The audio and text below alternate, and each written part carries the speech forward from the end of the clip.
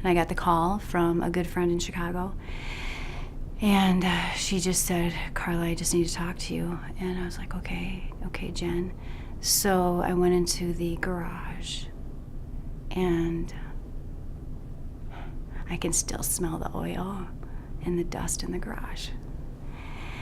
And she said, Carla, Johnny's dead. He killed himself. I was like, okay.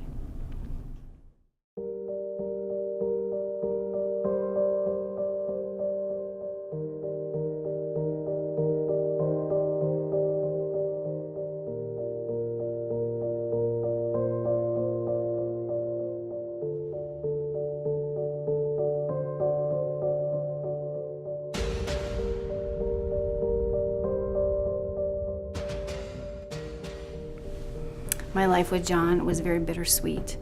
The good times were really good.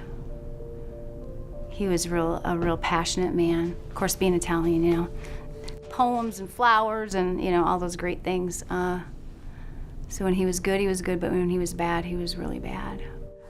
I had always seen glimpses, you know, even while we were dating and in the beginning of our marriage, just kind of those down times where he would just sit at his desk, or he would just, you know, sit on his computer and disengage himself from everyone and everything.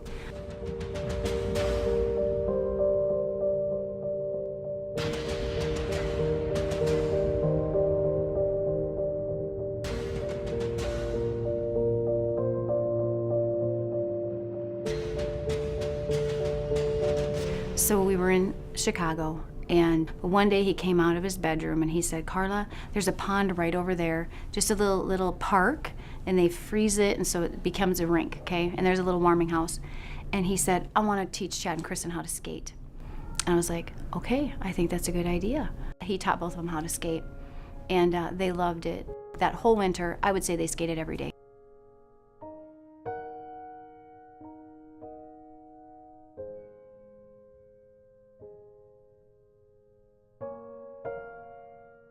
Even though John couldn't clap on beat, he loved music, and Chad absolutely loves music. And John was the one who got him started on drums. Chad just was tapping around all the time, and so by age 10, John was like, Carla, we should try a drum lesson with him and just see if he likes it. So he took one lesson, he loved it, so then the next day John went out and bought him a drum set, and that was it.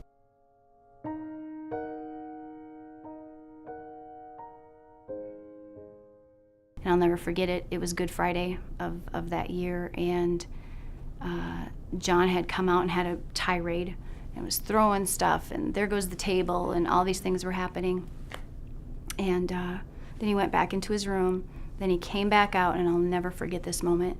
He looked at me and he said, Carla, and it was John's eyes. Keep in mind, I haven't seen his eyes for a really long time.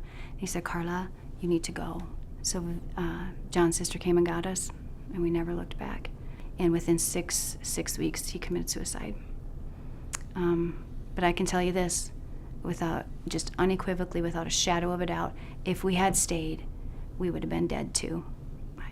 I can just promise you that. When I look back, I know that he was the one I was supposed to marry, and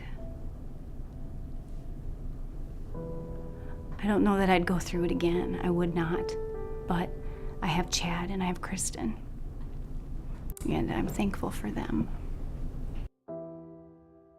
Drumming means that he'll always be connected to his father. It's definitely a gift that God's given him.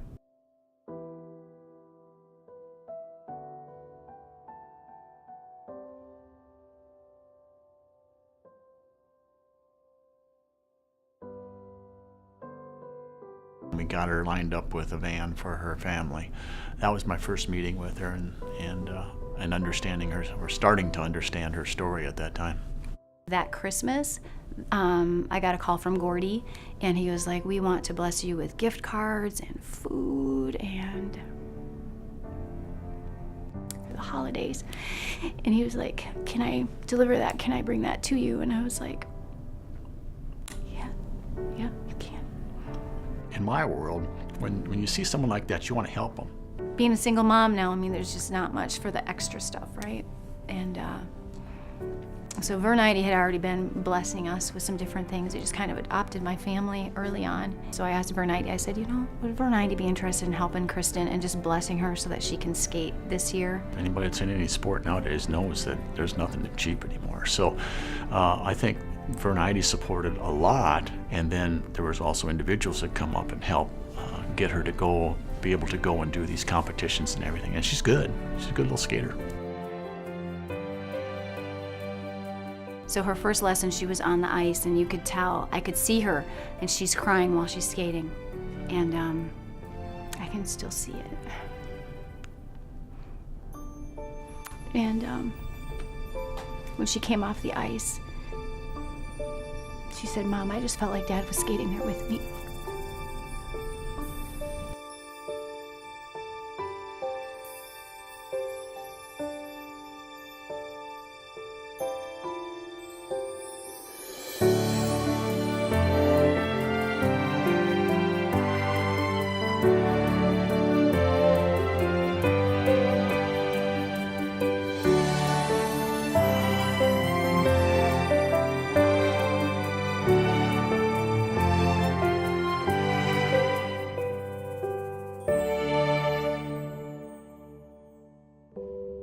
She's walked through and is continuing to walk through that healing process, but I've watched her do it, and I have a lot of respect for that.